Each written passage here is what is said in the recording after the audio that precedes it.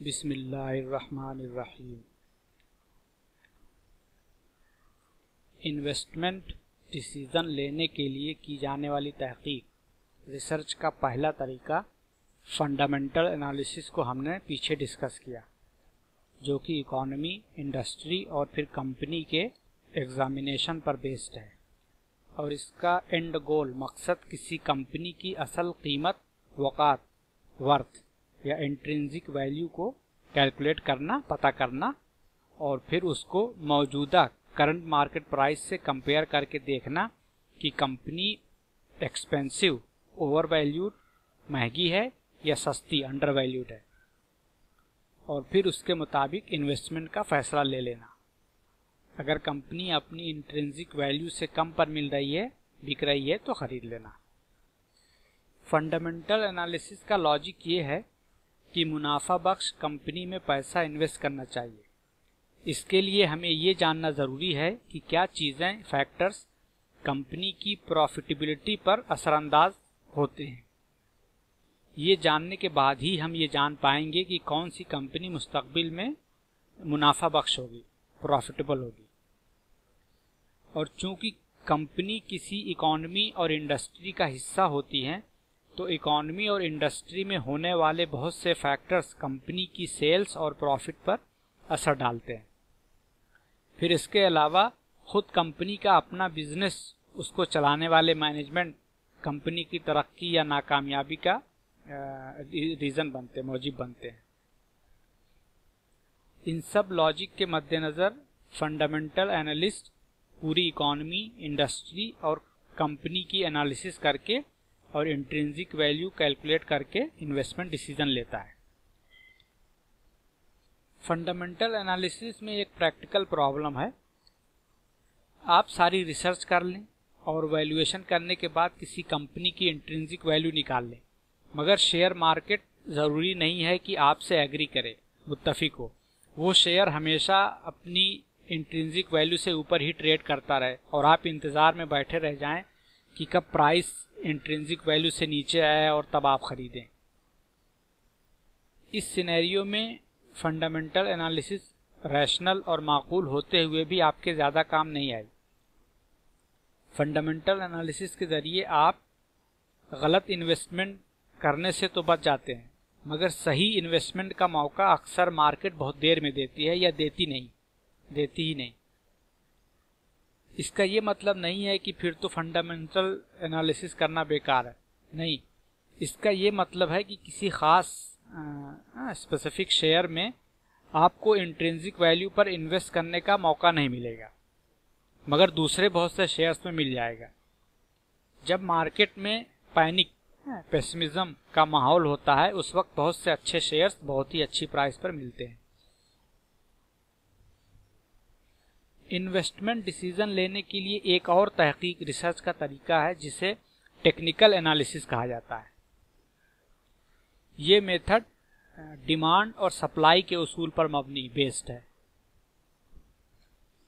Technical analysis economy, industry या company के fundamental factors का तज्जिया, एनालिसिस करके कंपनी की इंट्रिंसिक वैल्यू नहीं पता करते, बल्कि कंपनी की माजी, पास्ट मार्केट डेटा, मसलन प्राइस और वॉल्यूम का तज्जिया करके उस कंपनी की मुस्तकबिल में प्राइस का ट्रेंड एस्टिमेट करते हैं, फोरकास्ट करते हैं और उसकी बुनियाद पर इन्वेस्टमेंट डिसीजन लेते हैं।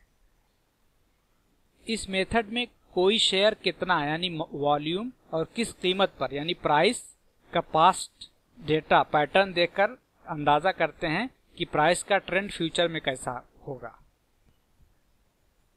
प्राइस का ट्रेंड अभी कैसा है, अपवर्ड है, ऊपर जा रहा है या डाउनवर्ड है, और फिर प्राइस वॉल्यूम का तज्जिया करके ये पता करते हैं कि ये ट्रेंड कब और कहां बदलने वाला है, और फिर उसकी बुनियाद पर इन्वेस्टमेंट डिसीजन लिया जाता है। मसलन अगर ट्रेंड डाउनवर्ड है तो ये पता करते हैं कि अब ये ट्रेंड कहां जाकर रुकेगा और फिर अपना रुख बदलेगा, डायरेक्शन बदलेगा, यानी शेयर प्राइस ऊपर जाना शुरू होगी और फिर उस पॉइंट पर या उसके आसपास शेयर को खरीदने का फैसला होगा। या इसी तरह अगर ट्रेंड अपवर्ड, ऊपर चल रहा है, तो ये देखने की कोशिश करेंगे कि ये ट्रेंड कहां ब्रेक होगा और अपना रुख बदलेगा, और प्राइस गिरना शुरू होगी और फिर उस पॉइंट पर शेयर बेच देना चाहिए का फैसला किया जाता है। टेक्निकल एनालिसिस का लॉजिक ये है कि किसी शेयर की सिर्फ डिमांड सप्लाई का पैटर्न देखकर ही उसकी फ्यूचर परफॉर्मेंस को जाना जा सकता है। इसके लिए कंपनी, इंडस्ट्री या इकोनॉमी के फंडामेंटल का मुताला जरूरी नहीं है, क्योंकि कंपनी के साथ जो भी अच्छा बुरा होगा वो उसकी डिमांड और सप्लाई के पैटर्न में खुद ब खुद दिख जाएगा। कंपनी का मुस्तकबिल अगर अच्छा होने वाला है तो उसकी डिमांड बढ़ेगी, ज़्यादा लोग उसको खरीदना चाहेंगे। तो आप इस बात का इल्म सिर्फ कंपनी के शेयर के प्राइस और वॉल्यूम को देखें तो आपको इल्म हो जाएगा। अगर कीमत बढ़ रही है और साथ में वॉल्यूम भी खूब बढ़ रहा है तो इसका मतलब है कि उस कंपनी के शेयर की डिमांड बढ़ रही है, जो कि किसी अच्छे खबर का नतीजा है। कंपनी के साथ अच्छा हो रहा है तो उसका मुनाफा बढ़ेगा और उसकी प्राइस बढ़ेगी, तो इस शेयर को खरीद लेना चाहिए। यहाँ ये कहा जा रहा है कि हमें ये जानने की ज़रूरत नहीं है कि कंपनी के साथ क्या अच्छा हुआ है, उसको कोई बड़ा ऑर्डर मिला है या मसलन फार्मा कंपनी है तो उसकी कोई दवा अप्रूव हुई है वगैरह। कंपनी के साथ जो भी अच्छा हुआ है उसकी वजह से लोग उस शेयर को खरीदने की शुरुआत कर देंगे, यानी वॉल्यूम और प्राइस दोनों बढ़ने लगेंगे। तो आप बस वॉल्यूम और प्राइस पर नज़र रखें, उनके पैटर्न पर नज़र रखें, तो आपको इल्म होता रहेगा कि कौन सा शेयर अब ऊपर जाएगा और कौन सा शेयर अब नीचे जाएगा, और बस इसी टर्निंग पॉइंट पर या उसी डायरेक्शन में इन्वेस्टमेंट का फैसला ले लें। टेक्निकल एनालिसिस का अजम्पशन, मफरूज़ा ये है कि मार्केट डिस्काउंट एवरीथिंग, यानी जो भी अच्छी बुरी खबर फैक्टर होंगे उनको मार्केट प्राइस और वॉल्यूम में रिफ्लेक्ट कर देती है। अच्छी खबर है तो प्राइस और वॉल्यूम दोनों बढ़ना शुरू हो जाएंगे, और बुरी खबर है तो प्राइस गिरना और वॉल्यूम बढ़ना शुरू हो जाएंगे, क्योंकि ज़्यादा से ज़्यादा लोग शेयर बेचना शुरू कर देंगे, यानी शेयर की सप्लाई बढ़ जाएगी, यानी हाई वॉल्यूम पर शेयर गिरना शुरू हो जाएंगे। अगर डिमांड बढ़ी थी और शेयर बढ़ना शुरू हुए थे तो ये अप ट्रेंड कहाँ जाकर ख़त्म होगा, और अगर सप्लाई बढ़ी थी और शेयर गिरना शुरू हुए थे तो ये गिरावट डाउन ट्रेंड कहाँ जाकर रुकेगा, ख़त्म होगा। इन्हीं दोनों पॉइंट्स का इल्म हासिल कर लें और इन्वेस्टमेंट का फैसला करें। यही टेक्निकल एनालिसिस का गोल है।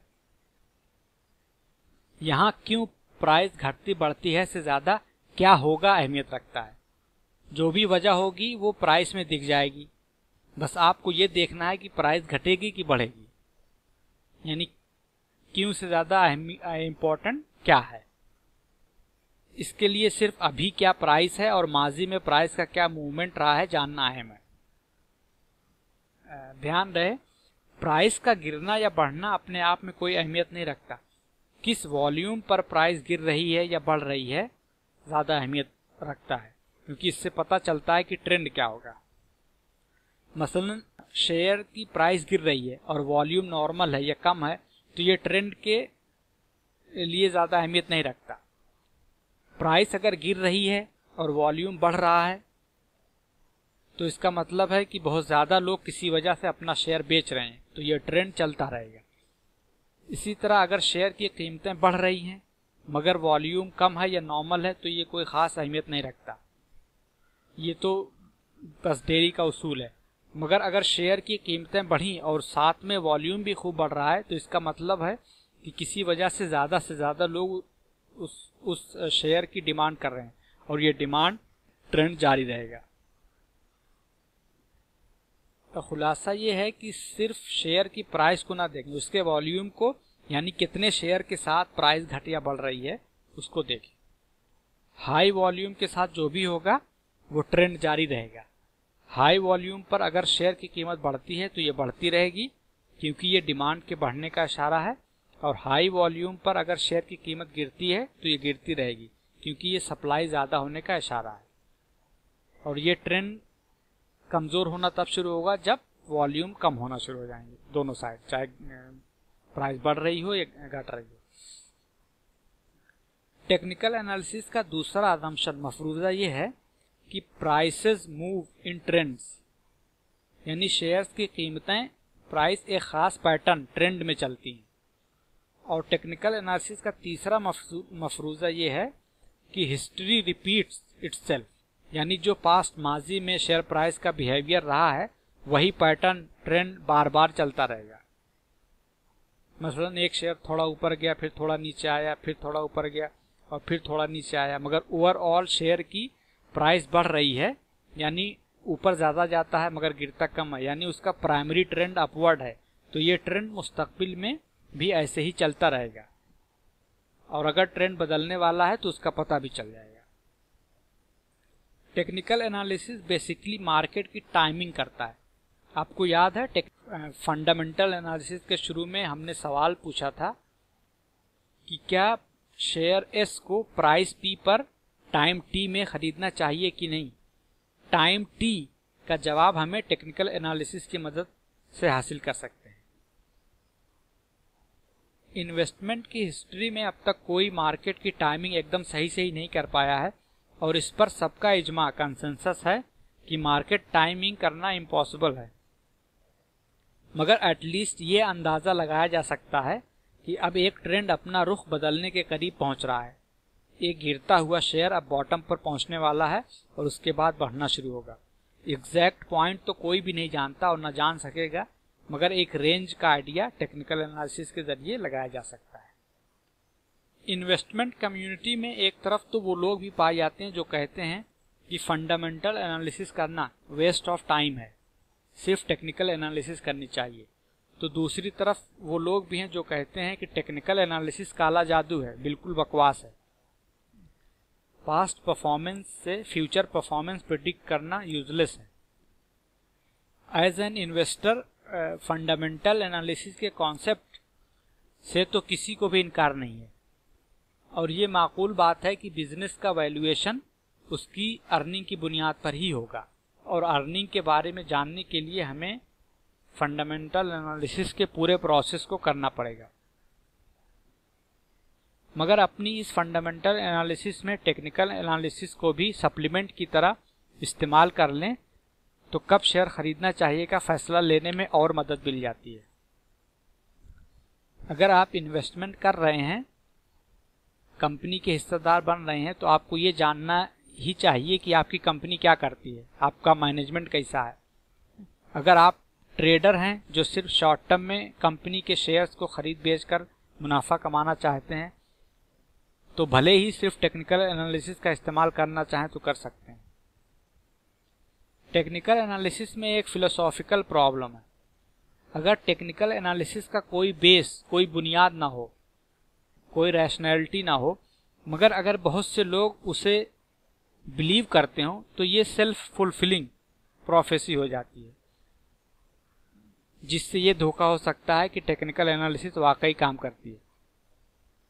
मसलन एक ख़ास लेवल पर शेयर ओवरसोल्ड होने का इंडिकेशन मिला टेक्निकल एनालिसिस के ज़रिए, तो अब वो वाकई ओवरसोल्ड हो या ना हो, लेकिन अगर मार्केट में बहुत से ट्रेडर उसको समझते हैं कि वो ओवरसोल्ड हो गया है तो वहीं से फिर ख़रीदारी शुरू हो जाएगी और शेयर वापस जो है ऊपर जाना शुरू हो जाएगा। तो ये धोखा होगा कि वाकई टेक्निकल एनालिसिस में चार्ट देखकर हमने बहुत सही वक्त पर फैसला ले लिया। इस सीरीज का मकसद इन्वेस्टमेंट को सीखना है, बिजनेस का मालिक बनना, बिजनेस ओन करना हमारा मकसद है, शेयर में ट्रेड करना नहीं। मगर हम भी टेक्निकल एनालिसिस का इस्तेमाल अपनी मुकम्मल रिसर्च का हिस्सा बना सकते हैं। मैं खुद ज़ाती तौर पर वॉल्यूम पर तवज्जो देने का बहुत कायल हूँ और इससे मुझे सही फैसला लेने में काफ़ी मदद मिली है। कोई शेयर जो मैं वॉच कर रहा हूँ और फंडामेंटल एनालिसिस के बाद उससे मैं एक बेहतर इन्वेस्टमेंट पाता हूँ, मगर वो उमूमन अपनी फेयर वैल्यू से ज़्यादा पर मार्केट में बिक रहे होते हैं, तो मैं उन पर नज़र रखे रहता हूँ। और जब किसी वजह से मार्केट में मौका फ्राहम होता है और वो शेयर अपनी सही वैल्यू के रेंज में आने लगता है तो ये मालूम करना मुश्किल होता है कि अभी ये और कितना नीचे जा सकता है, मगर वॉल्यूम देखकर बेहतर आइडिया लग जाता है और बेहतर इन्वेस्टमेंट डिसीजन लेने में मदद मिलती है। वॉल्यूम के बदलने से शेयर्स की डिमांड और सप्लाई का पता चलता है। वॉल्यूम बढ़ना शुरू हो गया और प्राइस भी बढ़ना शुरू हो गई तो इसका मतलब है शेयर्स की डिमांड बढ़ रही है और वॉल्यूम बढ़ना शुरू हुआ और शेयर्स की प्राइस गिरना शुरू हो गई तो ये शेयर्स की सप्लाई बढ़ने का इशारा है। अगर मान लीजिए कोई शेयर गिरना शुरू हुआ और साथ में वॉल्यूम भी बढ़ा तो उम्मीद है कि ये गिरना जारी रहेगा और फिर धीरे धीरे आप देखेंगे कि प्राइस तो गिर रही है मगर वॉल्यूम अब कम हो रहा है। तो ये इशारा है कि अब प्राइस का गिरना जल्द ही बंद होने वाला है, क्योंकि अब ज़्यादा शेयर सेल करने वाले नहीं बचे, वॉल्यूम कम है, टर्निंग पॉइंट आने वाला है। और अगर कंपनी फंडामेंटली अच्छी है तो अब खरीदा जा सकता है। जब शेयर्स की प्राइस नई ऊंचाई को छुए लेकिन वॉल्यूम कम हो जाए तो ये इशारा है कि वो अब ट्रेंड अब नए खरीदारों को अट्रैक्ट नहीं कर रहा है। लोगों को लग रहा है कि अब शेयर महंगा हो चुका है। इसी तरह जब शेयर प्राइस गिर रही हो और एक नया लो पॉइंट बनाए और वॉल्यूम कम होने लगे तो ये इशारा है कि ये कम प्राइस अब लोगों को अट्रैक्ट नहीं कर रही है और ट्रेंड बदलने वाला है। टेक्निकल एनालिसिस से अगर आपको सिर्फ एक चीज लेना है तो वो है वॉल्यूम। इसको जरूर अपनी रिसर्च एक्टिविटी का हिस्सा बनाएं। प्राइसेस का गिरना या बढ़ना उसके करस्पॉन्डिंग वॉल्यूम के साथ ही देखें। बढ़ती प्राइस वाले शेयर को आप हवाई जहाज की तरह ऊपर जाता हुआ देखें। ऊपर जाने के लिए तेल की जरूरत होती है, उस शेयर के लिए यही हाई वॉल्यूम तेल का काम करता है। जब तक हाई वॉल्यूम बना रहेगा शेयर के ऊपर जाने का ट्रेंड बना रहेगा। जैसे जैसे वॉल्यूम कम होगा, कम होना, नॉर्मल होना और फिर लो होना शुरू होगा, वैसे वैसे ही शेयर की प्राइस के बढ़ने के मोमेंटम में कमी आनी शुरू हो जाएगी। इसी तरह गिरते हुए शेयर को गिरती प्राइस वाले शेयर्स को आप दलदल में लैंड करने वाले जहाज की तरह देखें। उस पर जितना बोझ होगा वो उतनी तेजी से दलदल में धंसेगा। इस गिरते हुए शेयर के लिए हाई वॉल्यूम बड़ा बोझ है। जब तक ये हाई वॉल्यूम रहेगा शेयर गिरता रहेगा। जैसे जैसे वॉल्यूम कम होगा, नॉर्मल होगा और फिर लो होगा, वैसे वैसे ही शेयर प्राइस के गिरने का मोमेंटम कम होगा। वॉल्यूम को आप ऐसे ना देखिए कि आज इतने शेयर की खरीदो फरोख्त हुई, बाय और सेल हुई, ट्रेडिंग हुई, बल्कि उसके पीछे लोगों, क्राउड को देखिए। हाई वॉल्यूम का मतलब है कि ज्यादा लोग आज मार्केट में इन्वॉल्व हुए हैं, जिसकी कोई वजह हो सकती है। नॉर्मल भीड़ तो हमेशा रहती है, मगर उसका यकायक बढ़ जाना कोई सिग्नल होता है। और उन ट्रेडर्स के इमोशंस के बारे में सोचिए। ये या तो किसी बात से खौफजदा हो गए हैं और अपना शेयर बेचकर भागना चाहते हैं, या तो ये किसी अच्छी खबर को लेकर एक्साइटेड हैं और जल्द से जल्द शेयर खरीदना चाहते हैं। और जिस दिन शेयर प्राइस ऊपर गई उस दिन उन शेयर्स को बेचने वाले का अफसोस महसूस करिए, जो हाथ मल रहा है कि काश मैंने अपना शेयर अभी न बेचा होता तो थोड़ा और मुनाफा मिल जाता। इसी तरह शेयर प्राइस के गिरने वाले दिन उन शेयर्स को बेचकर निकल जाने वालों की खुशी का अंदाजा करिए कि वो मगन है कि नुकसान उठाने से पहले ही बेच दिया। ध्यान रहे, मार्केट क्या है? मार्केट बस इंसानों की भीड़ है जो एक दूसरे से इंटरेक्ट हो रहे हैं। इंसानों और उस भीड़ की साइकोलॉजी, नफ्सियात अगर आप समझते हैं तो आप कामयाब होंगे। प्राइस और वॉल्यूम का खुलासा ये है कि कम वॉल्यूम पर शेयर्स के साथ जो भी हो रहा है, गिर रहा है या बढ़ रहा है, वो सिर्फ शोर, नॉइज है। और हाई वॉल्यूम, ज्यादा वॉल्यूम पर शेयर के साथ जो भी हो रहा है, गिर रहा है या बढ़ रहा है, वो सिग्नल है, वो आपको कुछ बता रहा है। डिमांड सप्लाई का कॉन्सेप्ट तो आसान है। जिस दिन मार्केट में ज्यादा शेयर बिकने के लिए आ गए और खरीदार कम आए तो क्या होगा? मसलन किसी दिन 100 शेयर्स बिकने के लिए है और सिर्फ 50 शेयर्स की ही डिमांड, खरीदार हैं, तो उस दिन सप्लाई बढ़ गई। अब क्या होगा? हर कोई चाहता है कि उसका शेयर बिक जाए, मगर बिकेगा सिर्फ 50 ही, क्योंकि सिर्फ 50 शेयर्स के खरीदार मौजूद हैं। तो एक सेलर कहेगा कि मेरा शेयर इतने में खरीद लो, तो दूसरा सेलर बेचने वाला कहेगा कि मैं इससे भी सस्ता दे रहा हूँ, मेरा खरीद लो। तीसरा सेलर कहेगा कि मेरा ले लो, मैं इन दोनों से सस्ता देने को तैयार हूँ। गर्ज ये कि जो सबसे सस्ते 50 शेयर्स होंगे वही बिकेंगे, यानी उस दिन प्राइस डाउन होगी। इसको हम कहते हैं सप्लाई ज्यादा, डिमांड कम थी। और जब डिमांड ज़्यादा और सप्लाई कम होगी तो इसका उल्टा होगा। कम शेयर्स को खरीदने के लिए ज़्यादा बायर्स होंगे तो हर कोई शेयर हासिल करने के लिए ज़्यादा से ज़्यादा कीमत अदा करने को तैयार होगा। सबसे ज़्यादा कीमत अदा करने वाले शेयर्स हासिल कर लेंगे, खरीद लेंगे, बाकी लोग खाली हाथ लौटेंगे, यानी उनका बाई ऑर्डर मुकम्मल नहीं होगा। और जिन हालात की वजह से वॉल्यूम में तेज़ी आई थी उन हालात में कोई तब्दीली, सुधार नहीं आया तो वही सिचुएशन मार्केट में अगले दिन फिर दोहराई जाएगी और जो भी ट्रेंड शुरू हुआ था वो अभी जारी रहेगा। डिमांड सप्लाई को एक दूसरे एंगल से भी देख सकते हैं। जिस दिन मार्केट में क्राउड ज़्यादा बुलिश है किसी पॉजिटिव डेवलपमेंट की वजह से और उस कंपनी का शेयर खरीदने के लिए ज़्यादा इंथुजियास्टिक, ज़्यादा पुरजोश है, तो वो ज़्यादा कीमत अदा करने को तैयार है। उस दिन प्राइस बढ़ेगी, यानी उस दिन बायर्स सेलर्स से ज़्यादा पुरजोश हैं। इसी तरह कंपनी में किसी नेगेटिव, मनफी न्यूज़ डेवलपमेंट की वजह से किसी दिन मार्केट में क्राउड उस शेयर्स को लेकर बेयरिश होगी और सेल करने के लिए ज़्यादा जल्दी में और ज़्यादा पुरजोश हैं और थोड़ा कम कीमत पर भी अपना शेयर बेचने को तैयार है, तो उस दिन शेयर प्राइस गिरेगी। यहाँ दो टर्म इस्तेमाल हो गए, उसको याद समझ लीजिए। बुल्स उन ट्रेडर्स को कहते हैं जो किसी शेयर को लेकर बहुत पॉजिटिव हैं और शेयर खरीद रहे हैं।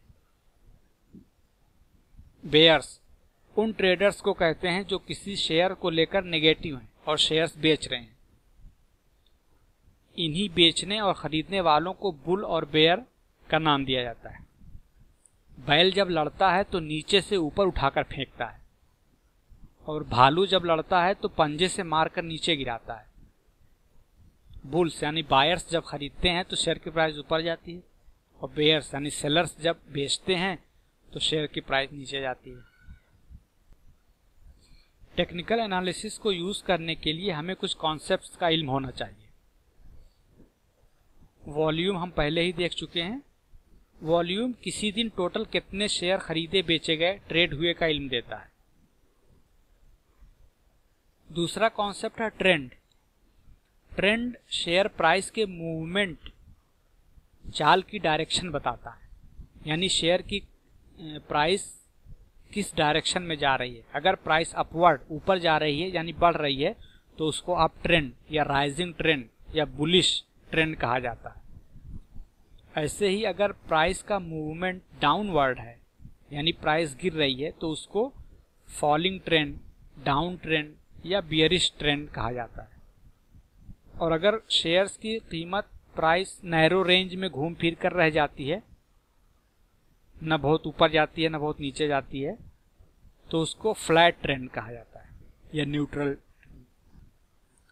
जब किसी ट्रेंड यानी अप ट्रेंड या डाउन ट्रेंड की डायरेक्शन में बदलाव आता है, ट्रेंड का रुख बदलता है, तो उसको ट्रेंड रिवर्सल कहा जाता है। समझो गाड़ी में कहते हैं रिवर्स गियर लगाया। अगला कॉन्सेप्ट है सपोर्ट एंड रेजिस्टेंस। सपोर्ट और रेजिस्टेंस शेयर प्राइस का वो लेवल बताता है जहां पर डाउन ट्रेंड या अप ट्रेंड अपना रुख बदलता है, ट्रेंड रिवर्सल होता है। सपोर्ट लेवल को आप फर्श की तरह समझे। अगर प्राइस गिर रही हो तो इस लेवल पर आकर रुक जाती है और अपना रुख बदल लेती है, बाउंस बैक करती है। और रेजिस्टेंस को आप रूफ, सीलिंग, छत की तरह समझे। प्राइस अगर ऊपर जा रही होती है यानी आप ट्रेंड होता है तो इस लेवल पर जाकर अपना रुख बदल लेता है, छत से टकराकर वापस आने। सपोर्ट और रेजिस्टेंस लेवल को ब्रेक करने के लिए बहुत जोर की जरूरत पड़ती है, बहुत ताकत की जरूरत पड़ेगी। अगर कोई शेयर अपने सपोर्ट लेवल को तोड़कर उससे भी नीचे चला जाता है तो ये बेयरिश साइन है, यानी कुछ बुरा हुआ है कंपनी के साथ, जो कि मुस्तकबिल में शेयर प्राइस को और भी नीचे ले जा सकता है। इसी तरह अगर शेयर प्राइस अपने रेजिस्टेंस लेवल को तोड़कर ऊपर चली जाए तो इसका मतलब है कि कंपनी के साथ कुछ अच्छा हुआ है और ये अप ट्रेंड आगे जारी रह सकता है। सादा जबान में सपोर्ट लेवल को आप ऐसे समझ सकते हैं कि ये वो लेवल है जहां पर लोग शेयर्स को सस्ता समझने लगते हैं और खरीदना शुरू कर देते हैं, यानी डिमांड बढ़ जाती है, तो गिरते शेयर प्राइस को सपोर्ट मिल जाता है। और रेजिस्टेंस लेवल वो लेवल है जिस कीमत पर लोग उस शेयर को महंगा समझने लगते हैं, एक्सपेंसिव समझने लगते हैं, और नए खरीदार शेयर खरीदना बंद कर देते हैं, यानी डिमांड घट जाती है। सपोर्ट और रेजिस्टेंस लेवल जितना लंबा होगा उतना ही मजबूत होगा, यानी कोई शेयर अगर बहुत दिनों तक किसी खास प्राइस से नीचे नहीं गिरा है तो समझिए कि वो सपोर्ट लेवल है, और शेयर उस लेवल तक अगर फिर गिरा भी तो नए खरीदार उसको सस्ता समझने लगेंगे और ख़रीदना शुरू कर देंगे। आम हालात में आप कह सकते हैं कि शेयर उस सपोर्ट लेवल से ज़्यादा नीचे नहीं गिरेगा। उस लेवल से नीचे गिरने के लिए कंपनी के साथ कुछ बहुत बुरा होना पड़ेगा। आम हालात में जब कोई शेयर की कीमत गिरती है तो ये फिक्र होती है कि कितना गिरेगा। इसका जवाब आप उसका सपोर्ट लेवल देखकर जान सकते हैं। एक सपोर्ट लेवल अगर टूट गया तो फिर उससे पहले का सपोर्ट लेवल देखा जाता है, और कि अब उस पहले वाले सपोर्ट लेवल पर जाकर शेयर प्राइस का ट्रेंड बदल सकता है।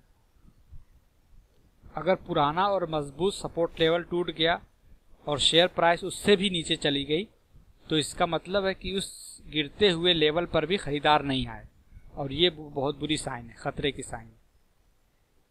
शेयर प्राइस इतना गिरने के बाद भी लोग उसको सस्ता, अंडर वैल्यूड नहीं समझ रहे हैं, तो इसका मतलब है कि कंपनी के साथ कुछ बहुत बुरा हो गया है। इन सब का उल्टा होता है जब रेजिस्टेंस लेवल टूटता है और शेयर उस लेवल से भी ऊपर जाना शुरू हो जाता है। सपोर्ट और रेजिस्टेंस लेवल मार्केट में हिस्सा ले रही क्राउड, ट्रेडर्स की याददाश्त की वजह से, मेमोरी की वजह से बनता है। मसलन एक शेयर 100 रुपए का था और फिर गिरना शुरू हुआ और 80 रुपए पर जाकर रुक गया और फिर वापस चढ़ना शुरू हो गया। अब कोई ट्रेडर अगर ये देख रहा था और इस उम्मीद में बैठा था कि और गिरेगा तो खरीदूंगा, मगर बजाय और गिरने के वो 80 के लेवल पर जाकर रुक गया और ऊपर चला गया, और उस ट्रेडर ने खरीदने का मौका गंवा दिया। अब ये उसकी याददाश्त में और अफसोस की शक्ल में उसके साथ रहेगा।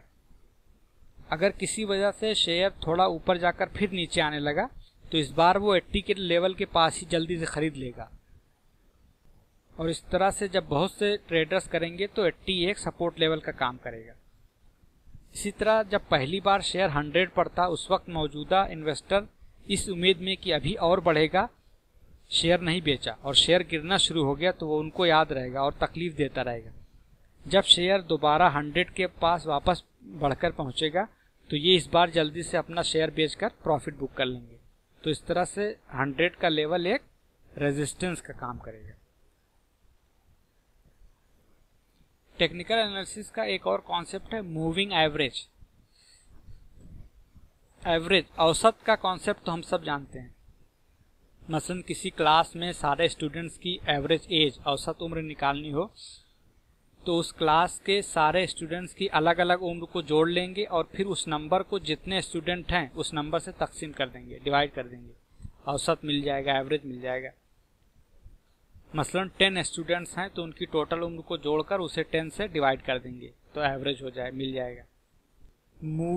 मूविंग एवरेज का कॉन्सेप्ट ये है, जैसा कि नाम से ही जाहिर है, ये मूव कर रहा है, आगे बढ़ रहा है। इसमें जैसे जैसे आगे बढ़ते हैं वैसे वैसे एक अगला नंबर जोड़ते हैं और एक पिछला नंबर घटाते जाते हैं और फिर उनका एवरेज निकालते हैं। मसलन किसी शेयर की 3 दिन की कीमत का एवरेज निकालना है। मंडे, ट्यूसडे और वेंसडे की कीमतों को जोड़कर उसे 3 से डिवाइड कर देंगे तो औसत मिल गया। अब अगले दिन फिर 3 ही दिन की कीमत का एवरेज निकालना है, तो अब हमारे पास थर्सडे की प्राइस भी मिल गई है। तो अब मंडे वाली कीमत को छोड़ देंगे और ट्यूसडे, वेंसडे और थर्सडे की कीमतों को जोड़कर उसे 3 से तकसीम कर देंगे, डिवाइड कर देंगे, और फिर नया एवरेज मिल जाएगा। फिर अगले दिन जुमा की यानी फ्राइडे की प्राइस मिल जाएगी, तो फिर 3 डे एवरेज निकालने के लिए अब ट्यूसडे की प्राइस को छोड़ देंगे पीछे के, और वेंसडे, थर्सडे और फ्राइडे की प्राइस का एवरेज निकाल लेंगे। इसी तरह इसको रिपीट करते हैं। ये सिलसिला चलता रहेगा और हमें उस शेयर की 3 डे एवरेज प्राइस का एक नया नंबर मिलता रहेगा, जिसको एक चार्ट में लाइन की शक्ल में पेश किया जाता है और वो देखा जाता है कि वो ऊपर जा रहा है कि नीचे जा रहा है, यानी अप ट्रेंड है या डाउन ट्रेंड है। कॉन्सेप्ट बहुत सिंपल है, मगर अगर समझने में दुश्वारी हो रही है तो भी फिक्र न करें। ये हमें खुद कैलकुलेट नहीं करना है, ये फाइनेंशियल वेबसाइट्स पर कैलकुलेट किया हुआ मिल जाता है, उसी को सिर्फ यूज़ करना है। मूविंग एवरेज भी एवरेज ही है, इसमें 3 दिन का ही एवरेज निकाला जा रहा है, बस इसमें ये काम रोज़ किया जा रहा है और हर अगले दिन लेटेस्ट नंबर ऐड हो जाता है और सबसे पुराना ओल्डेस्ट नंबर निकल जाता है। बाकी एवरेज निकलता 3 दिन का ही है। फिर उन नए नए औसत के नंबर्स का चार्ट बना लिया जाता है। ये जो अब हमने अभी डिस्कस किया है इसे सिंपल मूविंग एवरेज कहा जाता है। इसमें कुछ खामियां लिमिटेशंस है। मसलन अगर अगला नया नंबर अगर बहुत छोटा या बड़ा है या पिछला ड्रॉप किया जा रहा नंबर अगर बहुत बड़ा या छोटा है तो नया एवरेज जो निकलता है उसमें बहुत ज़्यादा फर्क दिख सकता है। इस लिमिटेशंस को अवॉइड करने के लिए एक दूसरा मूविंग एवरेज है जिसे एक्सपोनेंशियल मूविंग एवरेज कहा जाता है, उसको इस्तेमाल किया जाता है। आप कोई भी कर लें, कैलकुलेशन दोनों का मिल जाता है, बस प्रेफरेंस के ऊपर है कि कौन moving simple moving average use करता है, कौन exponential moving average. Exponential moving average में सबसे करंट प्राइस को ज़्यादा वेट दिया जाता है, वजन दिया जाता है, और जैसे जैसे पीछे बढ़ते जाते हैं वेटेज कम होता जाता है। सबसे आखिरी नंबर जिसे अगले दिन ड्रॉप किया जाता है उसका वेट बहुत ही कम होता है, तो जब वो निकलता है तो एवरेज के नंबर पर ज़्यादा असर नहीं पड़ता। पास्ट माजी के प्राइसेस का एवरेज निकालने और देखने से उस स्टॉक की प्राइस का ट्रेंड पता चलता है। सिर्फ एक दिन की प्राइस देखने से कुछ भी पता नहीं चलता, मगर अगर आप कई दिन की प्राइस को देखेंगे तो पता चलेगा कि ट्रेंड क्या है। आप सीधी प्राइस भी देख सकते हैं, मगर प्राइसेस रोज गिरती बढ़ती रहती हैं। उसका लाइन चार्ट बनाएंगे तो ये बहुत ऊपर नीचे जिगजैग होता है, दिखेगा। मगर 10 दिन की प्राइस या 30 दिन की प्राइस का एवरेज देखेंगे तो ये एक स्मूथ लाइन दिखेगी जो ट्रेंड को बेहतर तरीके से दिखाएगी।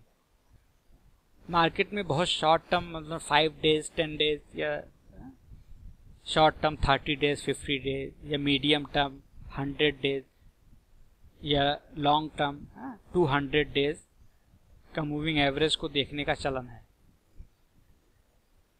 इन अलग अलग शॉर्ट टर्म, मीडियम टर्म और लॉन्ग टर्म का लॉजिक ऐसे समझ सकते हैं।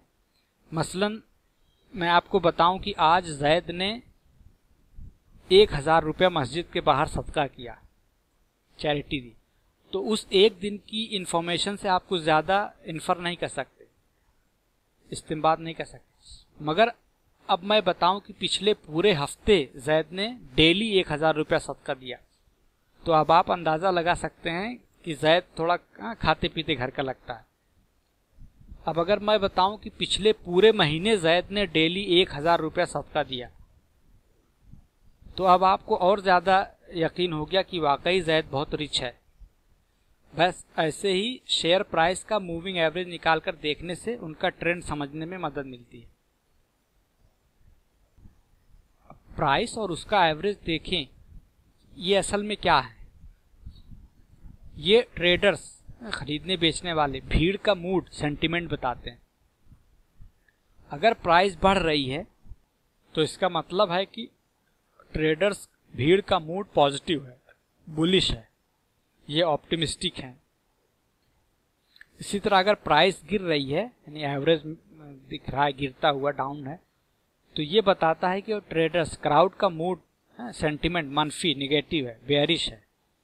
ये कंपनी के शेयर्स को लेकर पेसिमिस्टिक है। जब हम मसलन 10 डेज मूविंग एवरेज देखते हैं तो हमें पता चलता है कि पिछले 10 दिनों में मार्केट में पार्टिसिपेट होने वाली क्राउड का सेंटिमेंट बेयरिश था या बुलिश। जब 30 डे मूविंग एवरेज देखते हैं तो पता चलता है कि पिछले एक महीने से क्राउड बुलिश है या बेयरिश है। इसी तरह जब 100 डे या 200 डे मूविंग एवरेज देखते हैं तो पता चलता है कि पिछले 100 दिनों या 200 दिनों से इन्वेस्टर्स उस शेयर्स को लेकर बुलिश हैं, पॉजिटिव हैं या बेयरिश नेगेटिव हैं। अगर 100 डे या 200 डे मूविंग एवरेज का ट्रेंड अपवर्ड है, ऊपर की तरफ जा रहा है, तो ये बताता है कि कंपनी की सिचुएशन बहुत अच्छी है। पिछले 100 दिनों से या 200 दिनों से उस शेयर्स के खरीदने वाले ज़्यादा रहे हैं, जो कि बहुत स्ट्रॉन्ग सिग्नल है कंपनी के अच्छे होने का। इसके बरखिलाफ जब कम दिनों का मूविंग 5 डे या 10 डे मूविंग एवरेज देखते हैं तो हमें पता चलता है कि अभी यानी मौजूदा इन्वेस्टर्स का सेंटीमेंट कैसा है। सिर्फ 5 दिनों या 10 दिनों के ट्रेडर्स के सेंटीमेंट की वो वैल्यू नहीं है जो पिछले 100 दिनों या 200 दिनों के इन्वेस्टर्स की, जो लाखों और करोड़ों की अब तक भीड़ बन चुकी है। उसूलन ज़्यादा दिनों का मूविंग एवरेज देखना ज़्यादा बेहतर होता है ट्रेंड की ताकत को और स्ट्रेंथ को जानने के लिए। मगर शॉर्ट टर्म मूविंग एवरेज इसलिए देखते हैं कि अगर ट्रेंड में कोई तब्दीली, बदलाव, रिवर्सल होने वाला है तो वो तो मौजूदा वक्त में ही दिखेगा। इसलिए 5 डे या 10 डे का ट्रेंड देखकर पता करते हैं लॉन्ग टर्म ट्रेंड के मुकाबले में शॉर्ट टर्म ट्रेंड का रुख कैसा है। क्या दोनों एक ही डायरेक्शन में जा रहे हैं या अलग अलग डायरेक्शन में जा रहे हैं। चूंकि जब ट्रेंड बदलेगा तो सबसे पहले उसका असर सबसे नज़दीकी कम दिनों वाले मूविंग एवरेज में दिखेगा, इसलिए उसका देखना मुफीद होता है। मसलन 97 डेज की बढ़ती प्राइस में 3 दिन की गिरती प्राइस को जोड़कर एवरेज निकालेंगे तो भी एवरेज ऊपर जाता हुआ ही दिखेगा, यह ट्रेंड में नहीं दिखेगा। मगर अगर सिर्फ 7 दिन की बढ़ती प्राइस के साथ 3 दिन की गिरती प्राइस का मूविंग एवरेज निकालेंगे तो नया एवरेज फौरन रुख बदलता नीचे की तरफ मुड़ता हुआ दिखाई देगा, जिससे पता लगेगा कि ट्रेंड में कुछ बदलाव आ रहा है। खुलासा यह है कि ज़्यादा दिनों वाले मूविंग एवरेज आपको ट्रेंड की ताकत, स्ट्रेंथ का पता देते हैं और शॉर्ट टर्म मूविंग एवरेज आपको टर्निंग पॉइंट, बदलाव का सिग्नल देते हैं। मार्केट मूविंग एवरेज का ट्रेंड देखने का मकसद ये जानना होता है कि मार्केट, क्राउड इस वक्त क्या कर रहा है, उसका क्या सेंटीमेंट है। ज़्यादा दिनों से ज़्यादा ट्रेडर्स का जो फ्लो है उसी डायरेक्शन में इन्वेस्टमेंट का फैसला लेना चाहिए। Go with the flow. भीड़ के अगेंस्ट अगर गए तो कुचल कर मारे जाएंगे। अगर लॉन्ग मूविंग एवरेज का ट्रेंड बुलिश अपवर्ड है तो आप भी बाई करें, और अगर लॉन्ग मूविंग एवरेज का ट्रेंड बेयरिश डाउन ट्रेंड है तो आप भी सेल करने का फैसला करें।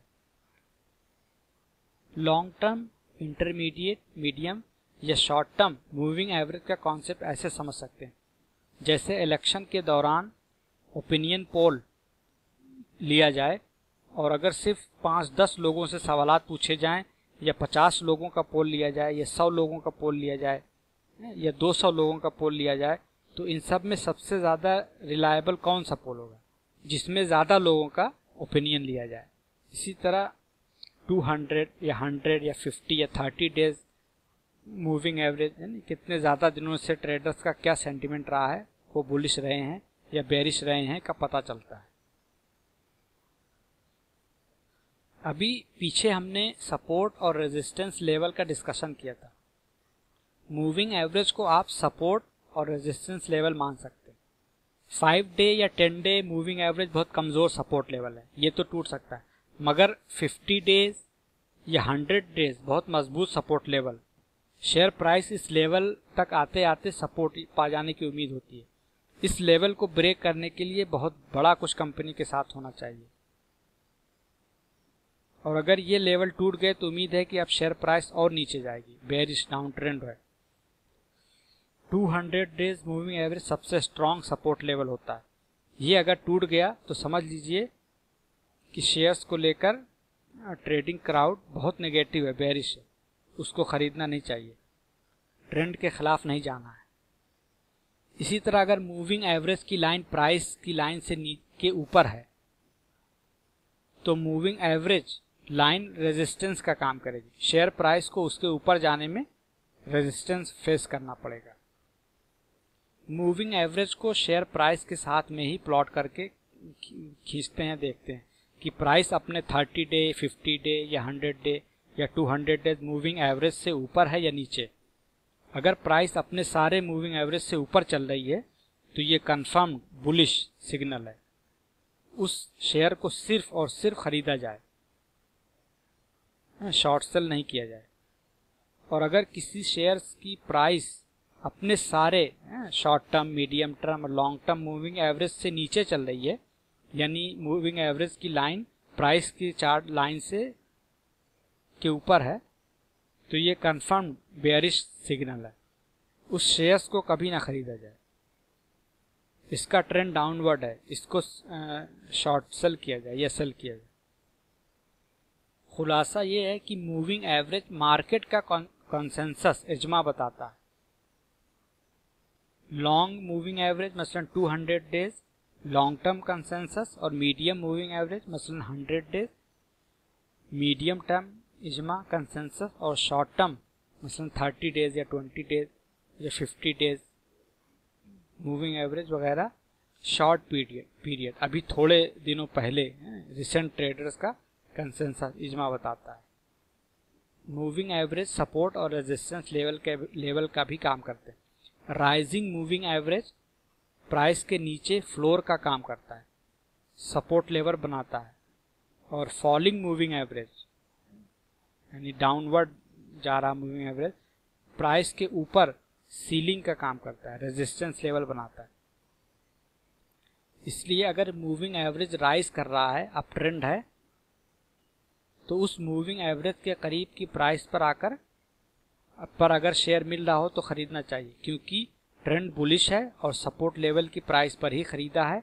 तो शेयर अगर गिरा भी तो उसे फिर उसी खरीदी गई प्राइस के आसपास सपोर्ट मिल जाएगा।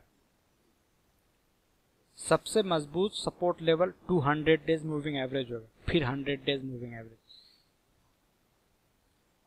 टेक्निकल एनालिसिस में एक आजमूदा टाइम टेस्टेड टूल है जिसे गोल्डन क्रॉस कहा जाता है। जब एक शॉर्ट टर्म मसलन 50 days moving average long term मसलन 200 डेज मूविंग एवरेज को क्रॉस करता है तो उसे गोल्डन क्रॉस कहते हैं। ये मार्केट का ट्रेंड रुख बदलने का सिग्नल होता है। अगर 50 day moving average 100 day moving average की लाइन को नीचे से ऊपर क्रॉस करे, अपवर्ड क्रॉसओवर हो, तो ये सिग्नल है कि अब मार्केट ऊपर जाएगी, अब ट्रेंड शुरू हो गया है, बुल मार्केट का सिग्नल है। और अगर 50 day moving average 200 day moving average को ऊपर से नीचे की तरफ क्रॉस करे, यानी डाउनवर्ड क्रॉसओवर हो, तो ये सिग्नल है कि मार्केट का ट्रेंड अब डाउन होगा, बेयरिश ट्रेंड है। मूविंग एवरेज के इस्तेमाल का तरीका यह है कि किसी कंपनी या इंडेक्स का चार्ट ओपन करें किसी फाइनेंशियल वेबसाइट पर, और फिर उस पर 3 मूविंग एवरेज, एक 200 डेज, एक 100 डेज और तीसरा 50 डेज को सिलेक्ट करके प्लॉट करें, फिर उसका तजिया करें और उनका ट्रेंड और उनकी क्रॉसओवर देखें।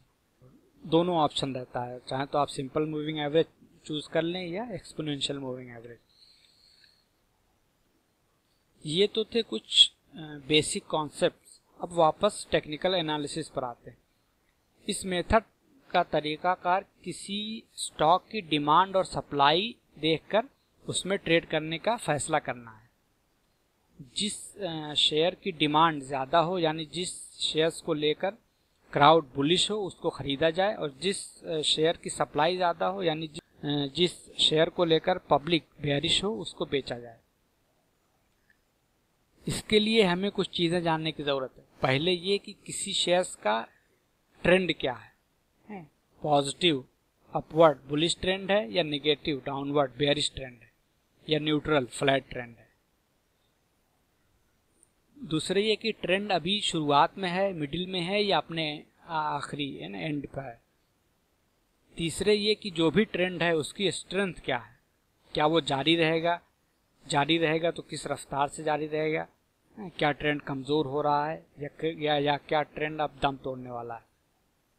चौथे ये जानना है कि ट्रेंड्स का टर्निंग पॉइंट क्या है, किस पॉइंट पर एक ट्रेंड रुक जाएगा और अपना रुख बदल लेगा, यानी ऊपर जाता ट्रेंड कब पलटकर डाउन ट्रेंड बन जाएगा और कब down trend bearish trend up trend bullish trend में बदल जाएगा।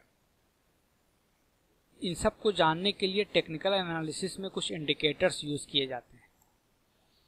एक टाइप के इंडिकेटर्स शेयर प्राइस का ट्रेंड देखते हैं, उन्हें ट्रेंड फॉलोइंग इंडिकेटर्स कहा जाता है। मूविंग एवरेज जो अभी हमने डिस्कस किया है वो ट्रेंड फॉलोइंग इंडिकेटर है। किसी शेयर का ट्रेंड देखना हो, प्राइस का ट्रेंड देखना हो तो मूविंग एवरेज प्लॉट करें। एक और बहुत मशहूर इंडिकेटर है जिसे मैकडी कहा जाता है।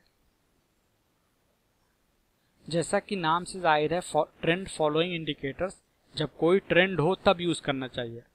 अगर शेयर प्राइस फ्लैट हो, न्यूट्रल, एक नैरो रेंज में ही घूम फिर के रह रही हो, तो इन इंडिकेटर्स का इस्तेमाल आपको गलत फॉल्स बाय और सेल सिग्नल देगा। एक दूसरी तरह का इंडिकेटर होता है जिसे ऑसिलेटर्स कहा जाता है। ये टर्निंग पॉइंट को कैच करते हैं, यानी कब ट्रेंड बदलने वाला है का पता देते हैं।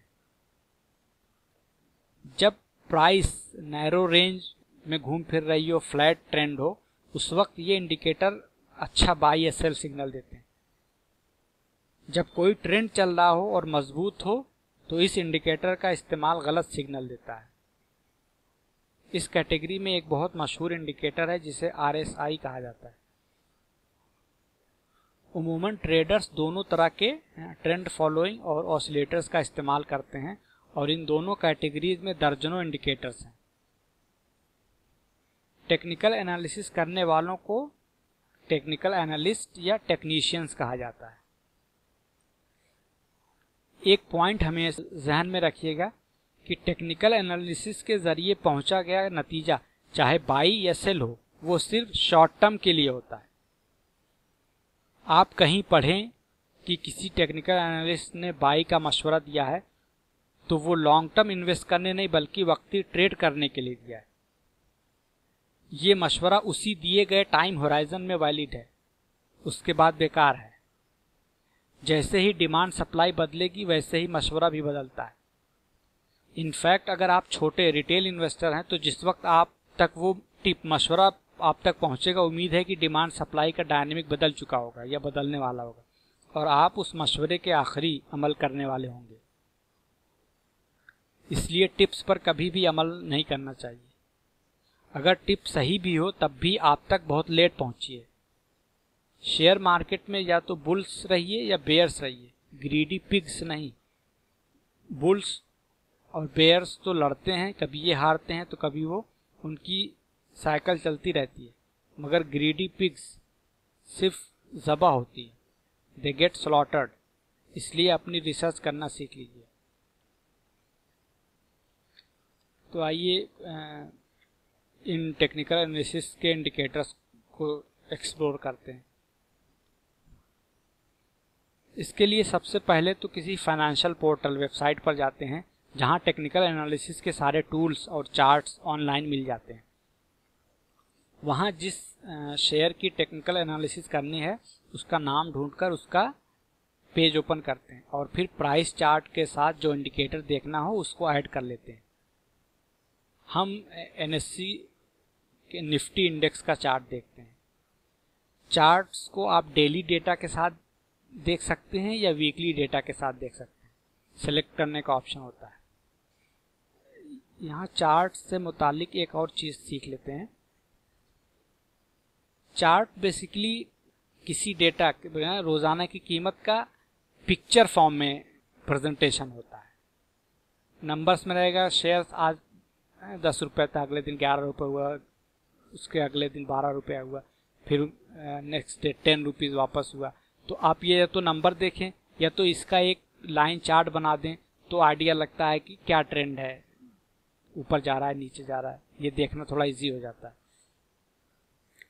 किसी शेयर की रोजाना की प्राइस को चार्ट में कई तरह से पेश किया जाता है। एक तो नॉर्मल लाइन होती है, दूसरा तरीका है प्राइस को कैंडल स्टिक चार्ट में पेश किया जाए। इसमें शेयर्स की ओपनिंग प्राइस यानी सुबह में किस प्राइस पर शेयर ट्रेड होना शुरू हुआ था और क्लोजिंग प्राइस यानी किस प्राइस पर शेयर शाम में ट्रेड होकर बंद हुआ और दिन भर में सबसे हाई कितना गया और सबसे लो कितना गया को दिखाया जाता है। इनको देखकर कंफ्यूज नहीं हो, हमारी एक्सरसाइज में इसकी कोई अहमियत नहीं है, सिर्फ ट्रेंड देखें। आप शुरुआत लाइन चार्ट से करिएगा जिसमें सिर्फ एक क्लोजिंग प्राइस को लाइन चार्ट बनाकर पेश किया जाता है और जो स्मूथली ऊपर नीचे जाती है। कैंडलस्टिक चार्ट में एक कैंडल में उस दिन की हाई, लो और ओपनिंग और क्लोजिंग 4 प्राइसेस को एक साथ दिखाते हैं। बस मेन राउंड बॉडी ओपनिंग और क्लोजिंग प्राइस बताता है और दोनों किनारों पर ऊपर पतली लाइन जैसे किचन के बेलन के हैंडल की तरह हाईएस्ट और लोवेस्ट प्राइस बताती है। मेरे प्रेजेंटेशन मटेरियल में ये आ गया था इसलिए जिक्र कर दिया, वरना यहाँ इसकी अभी कोई ज़रूरत नहीं थी। स्टॉक चार्ट्स वेबसाइट पर हमने निफ्टी इंडेक्स को सर्च किया। यहाँ मैकडी और आरएसआई डिफ़ॉल्ट सेटिंग है, उन्हें ऐड करने की ज़रूरत नहीं पड़ी। चार्ट में 2 सेक्शन होते हैं, एक प्राइस दिखाता है और दूसरा टेक्निकल इंडिकेटर। उमूमन प्राइस वाला सेक्शन ऊपर होता है और टेक्निकल इंडिकेटर नीचे। यहाँ 2 इंडिकेटर एक साथ हैं, तो एक ऊपर कर दिया है, एक नीचे कर दिया है। अलग अलग वेबसाइट्स पर अलग अलग रहता है।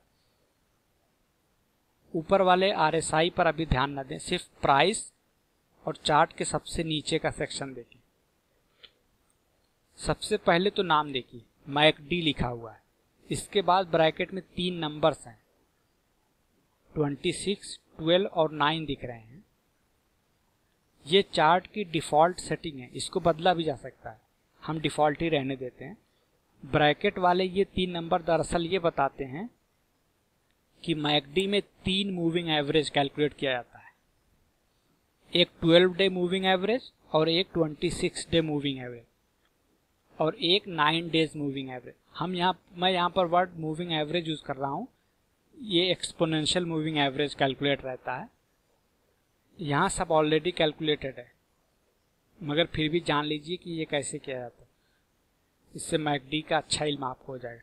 सबसे पहले तो शेयर प्राइस का मूविंग एवरेज निकाला और फिर 26 डेज का जो नंबर आया उसको 12 डे मूविंग एवरेज के नंबर से घटा दिया। अब जो नंबर आया वो यही मोटी ब्लैक लाइन है, इसे मैकडी लाइन या फास्ट लाइन कहा जाता है। ये 2 मूविंग एवरेज का एक मूविंग एवरेज बनाया गया है। अब इस एक मैकडी लाइन वाले मूविंग एवरेज का फिर 9 डेज मूविंग एवरेज निकाला गया। ये रेड लाइन वही नंबर है, इसको सिग्नल लाइन या स्लो लाइन कहते हैं। अच्छा, मैं यहाँ पे कलर का ले रहा ना कि रेड लाइन, ब्लू लाइन, वो इस चार्ट के लिए है। किसी दूसरी वेबसाइट पर आप चार्ट देख रहे होंगे तो हो सकता है कि कलर कुछ दूसरा हो, या किसी वेबसाइट पर आपको खुद ही कलर चूज करना होता है कि सिग्नल लाइन को कौन सा कलर देंगे। मेन पॉइंट है 2 लाइंस को समझना, मैकडी लाइन और सिग्नल लाइन, ये दोनों हर जगह रहेंगी। कलर वगैरह क्या है वो उस पार्टिकुलर वेबसाइट के ऊपर डिपेंड करेगा। यही 2 लाइन मैकडी लाइन और सिग्नल लाइन ऊपर नीचे जाती है और एक तीसरी एकदम सीधी बीच में फ्लैट लाइन है जिसको जीरो लाइन या सेंटर लाइन कहा जाता है। ये जहाँ है बस वहीं रहती है।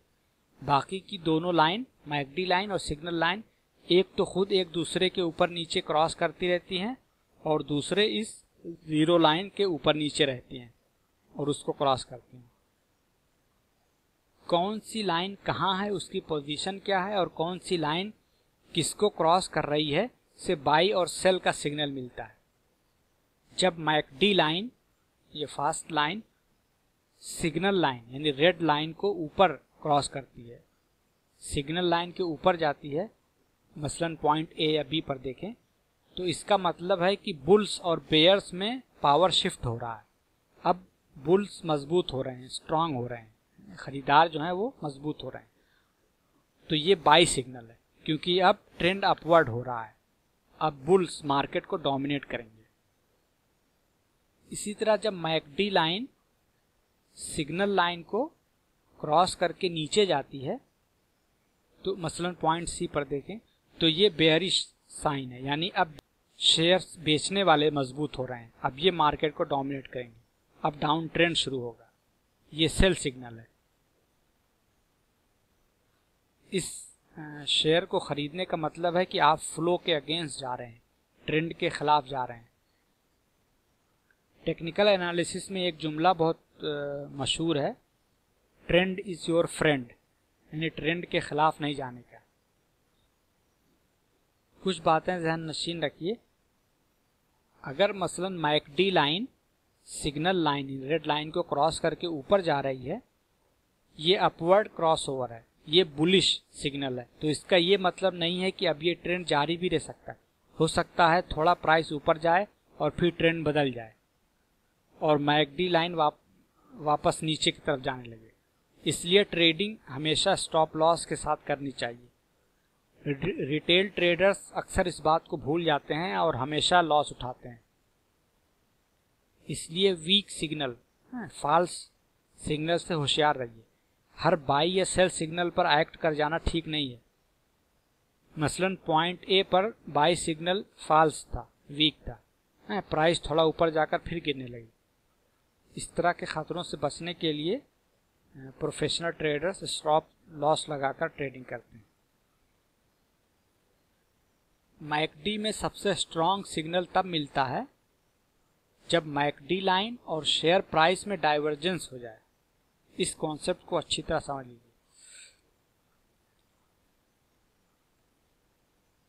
मान लीजिए कि एक शेयर की प्राइस गिर रही है, यह ट्रेंड डाउनवर्ड है, तो उस प्राइस से कैलकुलेट किया हुआ मूविंग एवरेज का ट्रेंड भी डाउनवर्ड होगा। कॉमन सेंस की बात। इसी तरह जब शेयर प्राइस ऊपर जा रहा हो, अप ट्रेंड हो, तो उसका मूविंग एवरेज का ट्रेंड भी अपवर्ड होगा। खुलासा ये है कि जो ट्रेंड प्राइस का होगा वही ट्रेंड उनके मूविंग एवरेज का होगा। जब कभी प्राइस का ट्रेंड कुछ और हो और इंडिकेटर का ट्रेंड कुछ और, मसलन प्राइस तो ऊपर जा रही हो, अपवर्ड हो, मगर इंडिकेटर नीचे जा रहा हो, या प्राइस नीचे जा रही हो मगर इंडिकेटर ऊपर जा रहा हो, तो इसे डाइवर्जेंस कहते हैं। जब दो मूविंग एवरेज एक दूसरे के करीब आते हैं तो उसे कन्वर्जेंस कहा जाता है, और जब दो चीजें अलग अलग डायरेक्शन में जाती हैं तो उसे डाइवर्जेंस कहा जाता है। मान लीजिए कि एक शेयर की प्राइस नीचे गिर रही है, लो लेवल पर जा रही है, तो उसका corresponding moving average McD line भी डाउनवर्ड जाएंगे। अब शेयर प्राइस थोड़ा रिकवर हो, यानी ऊपर जाए और फिर नीचे जाए और अपने पुराने लेवल से भी नीचे चली जाए, मगर मैकडी लाइन पहली बार जितना नीचे गई थी, जब शेयर और नीचे गिरा तो वो और नीचे नहीं गई, बल्कि अपने पुराने लेवल से ऊपर थी। प्राइस चार्ट पर पॉइंट ए देखें, प्राइस गिरी थी, फिर थोड़ा सा ऊपर गई, फिर गिरकर वापस पॉइंट बी पर आई। अब मैकडी लाइन देखें, पॉइंट ए पर कितना नीचे था, मगर प्राइस के मुकाबले अब मैकडी पॉइंट बी पर बजाय नीचे आने के ऊपर ही रह गया। यहां शेयर प्राइस और मैकडी में डाइवर्जेंस हो गया। प्राइस तो नीचे से और भी नीचे गई, मगर मैकडी लाइन नीचे से और नीचे नहीं गया। ये सिग्नल है कि बेयर्स, शेयर बेचने वाले जिनकी वजह से शेयर प्राइस नीचे जा रहा था, वो अब कमजोर पड़ रहे हैं। अब बुल्स यानी शेयर खरीदने वाले डोमिनेंट हो रहे हैं। अब शेयर प्राइस ऊपर जाने के लिए तैयार है, डिमांड बढ़ रही है। ये स्ट्रॉन्ग बाई सिग्नल है। ये डाइवर्जेंस कम देखने को मिलता है, मगर जब दिख जाए तो समझ लीजिए कि बहुत स्ट्रॉन्ग सिग्नल है। इसी तरह इसका उल्टा, जब शेयर प्राइस एक नए हाई लेवल पर जाए, मगर मैकडी नया हाई लेवल बनाने के बजाय थोड़ा नीचा हाई बनाए, तो इसका मतलब है कि बुल्स यानी शेयर खरीदने वाले जो अब तक उस शेयर की प्राइस को ऊपर बढ़ा रहे थे, अब कमजोर पड़ रहे हैं, कम हो रहे हैं। अब बेयर्स, शेयर बेचने वाले मजबूत, ज्यादा हो रहे हैं, यानी सप्लाई बढ़ रही है। अब ट्रेंड डाउनवर्ड होगा। ये स्ट्रॉन्ग सेल सिग्नल है। इस शेयर को खरीदना नहीं है, यह ट्रेंड के, भीड़ के अगेंस्ट, फ्लो के अगेंस्ट जाने की बात होगी। अगर प्राइस नीचे से नीचे ही जा रही है, न्यू लो बना रही है, और मैकडी लाइन भी नीचे से नीचे ही जा रहा है, न्यू लो बना रहा है, तो ये उस ट्रेंड को कंफर्म कर रहा है, ये जारी रहेगा। या अगर प्राइस ऊपर से ऊपर ही जा रही है, न्यू हाई बना रही है, और साथ में मैकडी भी ऊपर से ऊपर ही जा रहा है, न्यू हाई बना रहा है, तो ये उसी बुलिश ट्रेंड को कंफर्म कर रहा है। बाई या सेल सिग्नल तब मिलता है जब दोनों में डाइवर्जेंस हो जाए, प्राइस तो न्यू लो बनाए मगर मैकडी शैलो या हल्का सा लो बनाए, अपने प्रीवियस लो से ऊपर हो जाए तो ये बाई सिग्नल है। और अगर प्राइस तो न्यू हाई बनाए मगर मैकडी शैलो हाई बनाए, यानी अपने प्रीवियस हाई से नीचे हो जाए, तो ये सेल सिग्नल है। ये सिग्नल आप वीकली चार्ट और डेली चार्ट दोनों पर देखें और जो भी सिग्नल दिखे उसको वॉल्यूम देखकर भी कंफर्म कर लें। वॉल्यूम को एक मोतबर ट्रस्टवर्दी गवाह समझे। प्राइस चार्ट जो भी बता रहा है क्या वो वाकई सच है कि गवाही वॉल्यूम देता है।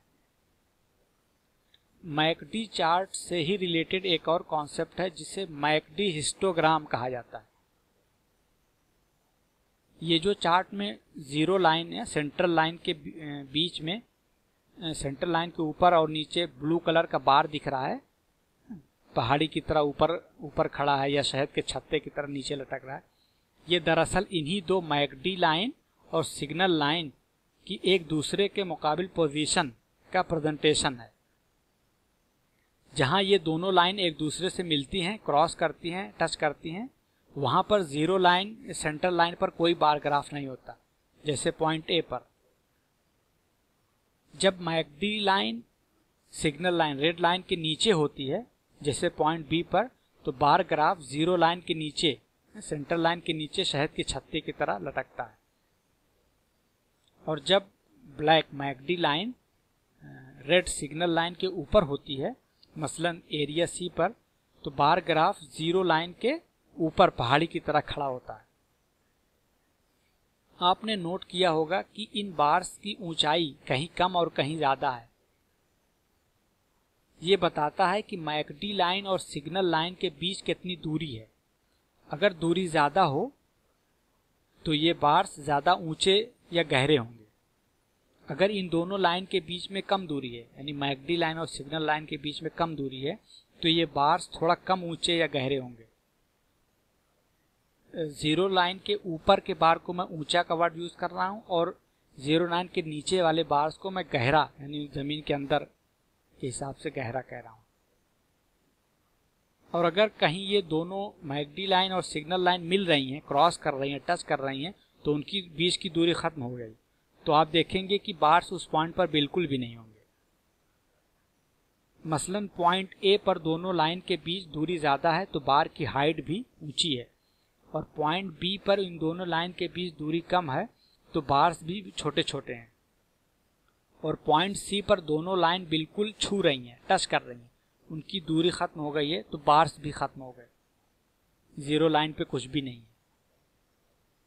आप चाहे मैकडी लाइन और सिग्नल लाइन देखें या चाहें तो हिस्टोग्राम देख लें। हिस्टोग्राम देखना थोड़ा इजी है, बाकी सब कुछ वही इन्फर करना है जो दोनों लाइन देखकर करते थे। मसलन हिस्टोग्राम का पॉइंट ए और बी और प्राइस का पॉइंट ए और बी, प्राइस और हिस्टोग्राम का डाइवर्जेंस दिखा रहा है। प्राइस पॉइंट ए पर नीचे थी और फिर ऊपर जाकर वापस पॉइंट बी पर फिर नीचे आई, मगर हिस्टोग्राम पॉइंट ए पर तो नीचे था मगर पॉइंट बी पर प्राइस की तरह नीचे नहीं है, बल्कि एक छोटा सा शैलो सा ही लो बनाया। तो ये स्ट्रॉन्ग सिग्नल हो गया कि बेयर्स जो शेयर्स को बेच रहे थे और प्राइस गिरा रहे थे वो अब कमजोर पड़ रहे हैं और अब बुल्स डोमिनेट करेंगे, मार्केट पर गलबा हासिल करेंगे और प्राइस ऊपर जाना शुरू हो जाएगी। हिस्टोग्राम के बार्स को आप ऐसे भी समझ सकते हैं कि जब ये जीरो लाइन के ऊपर खड़े हों और नया बार अपने से पहले वाले बार से लंबा ऊंचा हो रहा हो तो समझें कि बुल्स मजबूत हो रहे हैं, और जब नया बार अपने पहले वाले बार से छोटा होना शुरू हो जाए तो समझ लीजिए कि अब बुल्स की सांस फूलने लगी है, वो थकने लगे हैं, अब कमजोर हो रहे हैं, अब ट्रेंड बदलने वाला है। इसी तरह जब मैकडी हिस्टोग्राम जीरो लाइन के नीचे हो, शहद के छत्ते की तरह लटक रहा हो, और लेटेस्ट बार नया बार अपने से पीछे वाले पहले वाले बार से गहरा हो और नीचे हो, तो समझिए कि अब बेयर्स मजबूत हो रहे हैं। और जब नया बार अपने पहले वाले बार से छोटा कम गहरा होने लगे तो समझ ले कि अब बेयर्स की सांस फूल रही है, वो थकने लगे हैं, अब ये कमज़ोर हो रहे हैं, अब ट्रेंड बदलने वाला है। चार्ट में बाएं से दाएं की तरफ वक्त बढ़ता है, एकदम दाएं सबसे नई लेटेस्ट प्राइस या बार होता है, उसके बाएं उनसे पहले वाला बार होता है। जब बेयर्स कमज़ोर होना शुरू हो जाए तो ये बाई सिग्नल होता है, यानी जब McD histogram zero line centre line के नीचे हो और हर नया बार अपने से पहले वाले बार से छोटा कम गहरा होना शुरू हो जाए, अब ट्रेंड बुलिश होने वाला है। हर नया बार अब छोटा होता होता बिल्कुल छोटा हो जाएगा और फिर जीरो लाइन सेंटर लाइन के ऊपर बनना शुरू हो जाएगा, खड़ा होना शुरू हो जाएगा। इसी तरह जब बुल्स कमज़ोर होना शुरू हो जाए तो सेल सिग्नल होता है, यानी जब McD histogram zero centre line के ऊपर हो मगर हर नया बार अपने से पहले वाले बार से हाइट में छोटा होने लगे, अब ट्रेंड बदलने वाला है। अब आगे आने वाला हर नया बार छोटे से छोटा होता चला जाएगा और फिर जीरो लाइन से नीचे जाकर गहरा होने लगेगा, लटकने लगेगा। मैकडी की तरह मैकडी हिस्टोग्राम भी फॉल्स सिग्नल देता है। जब स्ट्रॉन्ग सिग्नल हो, यानी जब प्राइस और हिस्टोग्राम में डाइवर्जेंस हो जाए तो ही एक्ट करना सेफ है। इन्हीं फॉल्स सिग्नल्स की वजह से होने वाले नुकसानात से अपने को बचाने के लिए ट्रेडर्स स्टॉप लॉस लगाकर ट्रेडिंग करते हैं। मसलन शेयर खरीदते हैं तो उसी वक्त ये ऑर्डर भी डाल देते हैं कि अगर शेयर किसी मखसूस प्राइस से नीचे गया तो ऑटोमेटिक बेच दिया जाए। अगर उनका शेयर ऊपर गया तो ठीक, मगर अगर फॉल्स सिग्नल था, शेयर नीचे जाने लगा तो ऑटोमेटिक बिक जाता है और उनका लॉस बहुत थोड़ा ही होता है। वो बैठकर उम्मीद का दिया नहीं जलाते और मातम नहीं करते, अगले ट्रेड की तैयारी में लग जाते हैं। मैकडी बहुत मशहूर है, कुछ लोग तो इसको ट्रेंड फॉलोइंग और ऑसिलेटर दोनों का मकसद पूरा करने वाला इंडिकेटर कहते हैं। अगर सिर्फ इसी को अच्छे से सीख लिया तो काफ़ी मदद मिलेगी मार्केट को समझने में। इसको कई बार देखकर खूब अच्छे से ज़हन में बिठा लें। ज़हन एक ही बार में सारे नए नुक्तों का अहाता नहीं कर पाता, सारे पॉइंट्स को लिंक नहीं कर पाता। कई बार देखने से पूरी बात समझ में आती है। मुझे खुद मैकडी को अच्छी तरह समझने में थोड़ा वक्त लगा था। आइए एक ऑसिलेटर इंडिकेटर भी देख लेते हैं जो ट्रेंड के टर्निंग पॉइंट को कैच करता है। RSI शेयर्स की क्लोजिंग प्राइस को मॉनिटर करके ट्रेंड के स्ट्रेंथ का अंदाज़ा लगाता है, यानी कब ट्रेंड कमज़ोर होकर पलटेगा। इसका कैलकुलेशन और चार्ट टेक्निकल एनालिसिस के सारे पैकेज में मिल जाता है। RSI की लाइन 0 और 100 के बीच फ्लक्चुएट होती है। सबसे पहले नाम देखें, इसके आगे ब्रैकेट में 3 नंबर्स हो सकते हैं, 14, 30 और 70। यहाँ पर सिर्फ 14 ही है। 14 तो नंबर ऑफ डेज है RSI के कैलकुलेशन के लिए, 14 दिन की क्लोजिंग प्राइस को लिया गया है। 14 दिन जब अब प्राइस क्लोज हुई थी का एवरेज और 14 दिन जब प्राइस डाउन क्लोज हुई थी उसका एवरेज निकालकर फिर अप वाले एवरेज को डाउन वाले एवरेज से डिवाइड करके जो नंबर मिला था उसको RSI के फॉर्मूले में इंसर्ट करके RSI हासिल किया गया। इसका कैलकुलेशन थोड़ा टीडियस है मगर फिक्र की बात नहीं है, ये कैलकुलेट किया हुआ मिल जाता है। ये ऊपर नीचे जा रही लाइन वही RSI लाइन है। RSI लाइन 0 से 100 के बीच में फ्लक्चुएट करती है, यानी ये 0 और 100 के बीच में रहेगी। बाकी के दो नंबर 30 और 70 इसी 0 और 100 के बीच के दो लेवल बताते हैं। यानी इस चार्ट में अगर RSI लाइन 30 के पास या उससे नीचे चली गई तो ये ओवरसोल्ड जोन है, यानी बेचने वाले बेयर्स ने इस शेयर्स को कुछ ज़्यादा ही बेच दिया है, अब और नहीं। ये बाय सिग्नल है, मसलन पॉइंट A और B। इसी तरह जब RSI लाइन 70 लेवल के पास या ऊपर चली जाए तो इसका मतलब है कि शेयर ओवरबॉट जोन में है, यानी डिमांड और प्राइस अपनी हद से आगे निकल चुके हैं। ये सेल सिग्नल है, अब और ख़रीदना ठीक नहीं है, मसलन पॉइंट C और D।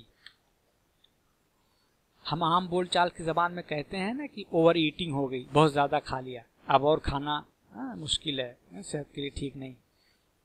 या ओवरलोड हो गया। ट्रेडर्स इसी RSI लाइन को और उसकी पोजीशन को देखकर अंदाजा लगाते हैं कि शेयर ओवरसोल्ड है या ओवरबॉट। अगर कोई शेयर नीचे गिर रहा है और उसका RSI लाइन 30 के नीचे आ गया तो इसका मतलब है कि शेयर बहुत गिर चुका, अब इसका टर्निंग पॉइंट आने वाला है, अब ये ऊपर जाएगा, ये बाई सिग्नल है, मसलन पॉइंट ए या बी। इसी तरह कोई शेयर प्राइस ऊपर जा रही हो और उसकी RSI लाइन 70 के ऊपर चली गई तो इसका मतलब है कि शेयर बहुत ऊपर जा चुका, अब और नहीं, अब इसका टर्निंग पॉइंट आने वाला है और शेयर गिरना शुरू होगा, ये सेल सिग्नल है। इस प्राइस पर शेयर को नहीं खरीदना चाहिए क्योंकि अब ये गिरने वाला है, मसलन पॉइंट सी। ये जो 14 डेज का नंबर है इसको आप चेंज भी कर सकते हैं, इसको 9 डेज 10 डेज जो भी बना देते हैं। डिफॉल्ट सेटिंग 14 डेज की ही मार्केट में है। और 30 और 70 के बजाय आप 20 और 80 का लेवल ओवरसोल्ड या ओवरबॉट के लिए इस्तेमाल कर सकते हैं। यानी RSI लाइन जब 80 के पास हो या ऊपर हो तो ओवरबॉट और 20 के नीचे हो तो ओवरसोल्ड। ध्यान रहे ये ऑसिलेटर इंडिकेटर है, अगर शेयर का स्ट्रॉन्ग ट्रेंड चल रहा हो तो इस केस में ये फॉल्स सिग्नल देगा। मसलन अगर अप ट्रेंड है तो RSI लाइन 70 पर पहुंच जाएगी और आप सोचेंगे ये तो ओवरबॉट हो गया, अब गिरेगा, चलो बेच देते हैं, मगर आप देखेंगे कि प्राइस बढ़ती ही जा रही है और RSI लाइन बहुत दिनों तक 70 के आसपास ही ऊपर ही रह जाएगी, मसलन पॉइंट डी। अभी मार्केट का अप ट्रेंड चल रहा है तो देखिएगा कि RSI 70 लाइन के ऊपर रुका हुआ है और प्राइस बढ़ती जा रही है। इस केस में ट्रेंड इंडिकेटर का यूज करना चाहिए। इसी तरह डाउन ट्रेंड में RSI 30 लाइन के नीचे चला जाएगा और आप सोचेंगे कि ये तो ओवरसोल्ड हो गया, आप खरीद लेते हैं, तो देखेंगे कि प्राइस गिरती ही रहेगी और RSI 30 के नीचे ही पड़ा रहेगा।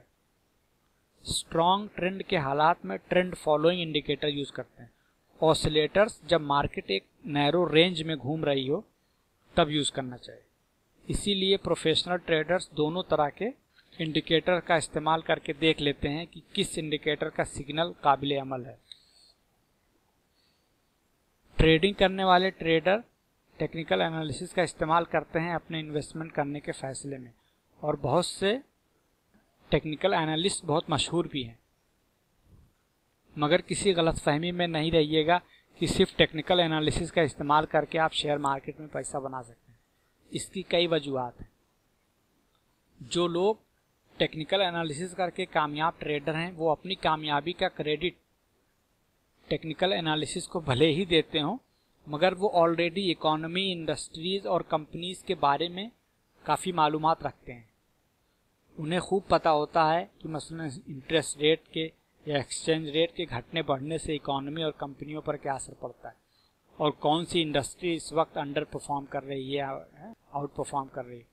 वो इन उलूम में काफ़ी एक्सपर्ट होते हैं। सिर्फ खरीदते बेचते वक्त टाइम टी पर वो टेक्निकल एनालिसिस और चार्ट का इस्तेमाल कर लेते हैं, तो इसका ये मतलब नहीं है कि उनका सही फैसला सिर्फ टेक्निकल एनालिसिस और चार्ट ही की बदौलत हुआ है। दूसरे, रिटेल इन्वेस्टर ट्रेडिंग और इन्वेस्टमेंट का एक फंडामेंटल फ़र्क भी समझ लें। इन्वेस्टिंग जिसमें फंडामेंटल एनालिसिस की जाती है में आप एक अच्छी और मुनाफाबख्श कंपनी में हिस्सादार बन रहे हैं, किसी से कंपटीशन नहीं कर रहे हैं। इसके बरखिलाफ ट्रेडिंग जिसमें टेक्निकल एनालिसिस इस्तेमाल की जाती है में आपका कंपनी के फंडामेंटल से कोई लेना देना नहीं होता। आप सिर्फ दूसरे ट्रेडर्स से पैसा निकालने की कोशिश कर रहे हैं। आप बायर हैं तो किसी सेलर से अपने को ज़्यादा स्मार्ट समझ रहे हैं कि वो गलत फैसला लेकर शेयर बेच रहा है और आप सही फैसला लेकर शेयर खरीद रहे हैं। आप मार्केट में प्रोफेशनल ट्रेडर्स से मुसाबकत compete कर रहे हैं और आप लूज़ करेंगे, क्योंकि आपके पास बड़ी पॉकेट, बेहतरीन टेक्नोलॉजी, फास्ट एग्जीक्यूशन, बेहतरीन और फास्ट इंफॉर्मेशन की दस्तयाबी अवेलेबिलिटी नहीं है। आपके पास जो न्यूज़ आएगी वो सबसे आखिर में आएगी। आप अपने पुराने लो कंप्यूटर या मोबाइल से जो ऑर्डर प्लेस करेंगे और जो बस यूं ही सा ब्रोकर आपका ऑर्डर मार्केट में एग्जीक्यूट करेगा का मुकाबला इन बड़े प्रोफेशनल्स के सिस्टम और टेक्नोलॉजी के सामने कुछ भी नहीं है। ये तो एल्गोरिदम ट्रेडिंग करते हैं, सेकंड्स में करोड़ों का ट्रांजैक्शन हो जाता है। तीसरे, ट्रेडर्स की एक पर्सनालिटी होती है, शख्सियत होती है। वो ऑर्डर प्लेस करते हैं तो स्टॉप लॉस के साथ, और अगर उनका फैसला गलत साबित हुआ तो वो अपना लॉस कट करके निकल जाते हैं, बैठकर उम्मीद या अफसोस नहीं करते। रिटेल इन्वेस्टर्स में ये ट्रेट नहीं पाया जाता। उन्होंने एक फैसला किया और वो गलत साबित हुआ तो उम्मीद का दिया जलाकर बैठ जाते हैं कि हालात सुधर कर उनके मुवाफिक हो जाएंगे, और नुकसान पर नुकसान बढ़ता ही जाता है, मगर उम्मीद नहीं टूटती और अफसोस और मातम करते रहते हैं। ट्रेडिंग में चौथी प्रॉब्लम ज़्यादा ब्रोकरेज कमीशन की है। आपका ब्रोकर तो आपको रोज़ाना उकसाएगा कि ये शेयर खरीद लें, वो शेयर बेच दें, क्योंकि आपके ऐसा करने से उनकी कमीशन की कमाई ज़्यादा होगी, मगर यही कमीशन जुड़ते जुड़ते आपका बहुत नुकसान हो जाएगा। इस सीरीज का मकसद ट्रेडिंग सीखना नहीं बल्कि इन्वेस्टिंग करना सीखना है। टेक्निकल एनालिसिस का ब्रीफ डिस्कशन इसलिए कर दिया गया है कि आपको इसका भी इल्म रहे। मार्केट में पार्टिसिपेट करें, शामिल हों तो कम से कम ये जाने कि मार्केट में एक और टाइप के पार्टिसिपेंट्स ट्रेडर्स होते हैं और उनका तरीकाकार क्या है। प्लस मार्केट में पार्टिसिपेट करने से पहले आप खुद भी पूरी मार्केट, खास स्टॉक नहीं, पूरी मार्केट, स्टॉक मार्केट का चार्ट, वॉल्यूम, ट्रेंड और मार्केट का सेंटिमेंट जान सके। पूरी मार्केट का एक नज़र में तज्जिया करना हो तो एनएससी निफ्टी या बीएससी सेंसेक्स का चार्ट और उनका पीई रेशियो देख सकें। मैं टेक्निकल एनालिसिस का इस्तेमाल पूरी मार्केट का मूड, डायरेक्शन, ट्रेंड देखने के लिए करता हूँ। इससे 5 मिनट में पूरी इकोनॉमी का तज्जिया हो जाता है।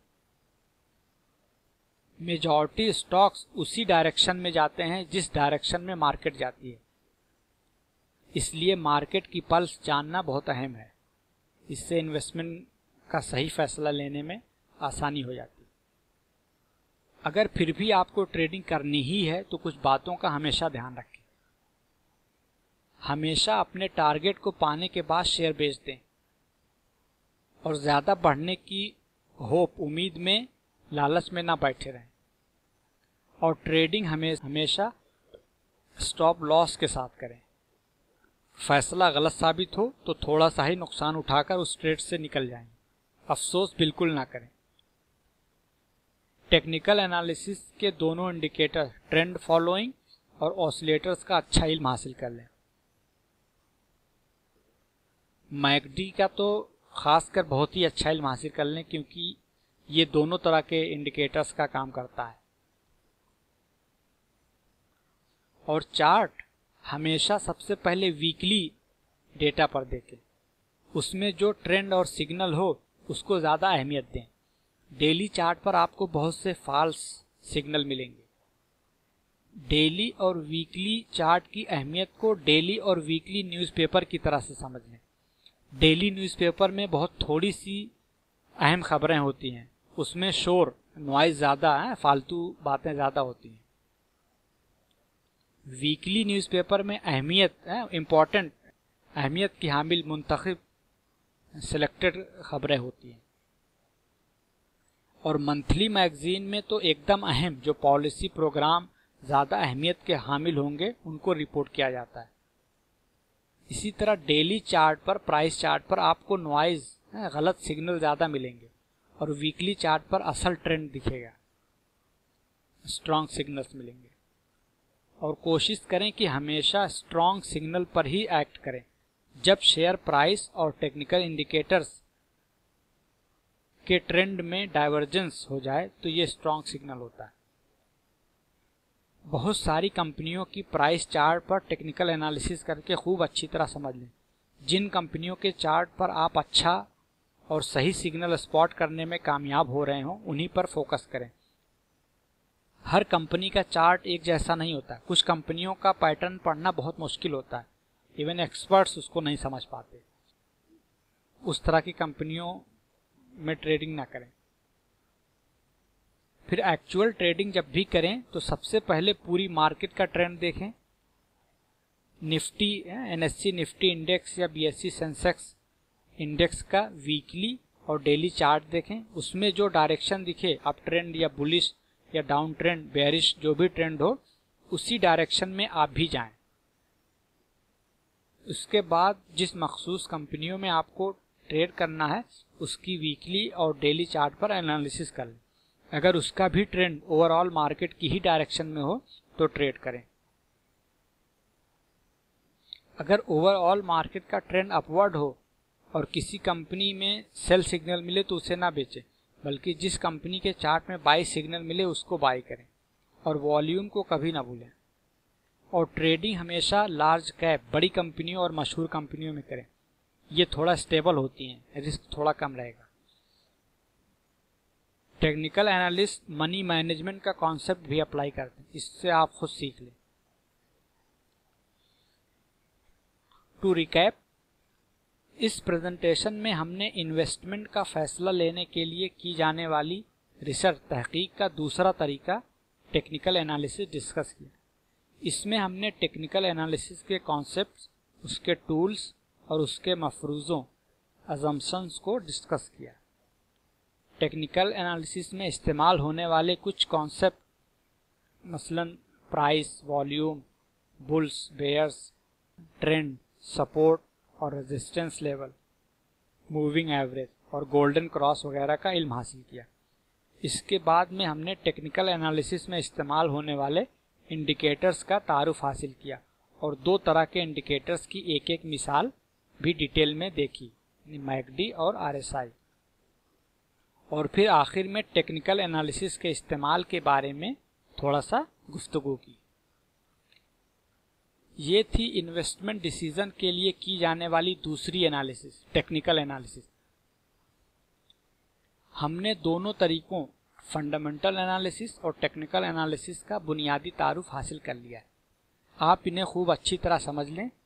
ये फाउंडेशन है जो आपकी इन्वेस्टमेंट जर्नी में नक़ूशे राह का काम करेंगी। ये वो टूल्स हैं जिनकी मदद से आप वेल्थ क्रिएट कर सकते हैं। अब फाइनली हम स्टॉक मार्केट में पार्टिसिपेट कैसे करें, शेयर खरीदें बेचें कैसे का इल्म हासिल करेंगे। ये इंशाअल्लाह हम नेक्स्ट प्रेजेंटेशन में डिस्कस करेंगे। सी यू इन नेक्स्ट प्रेजेंटेशन। अस्सलामु अलैकुम व रहमतुल्लाहि व बरकातहू।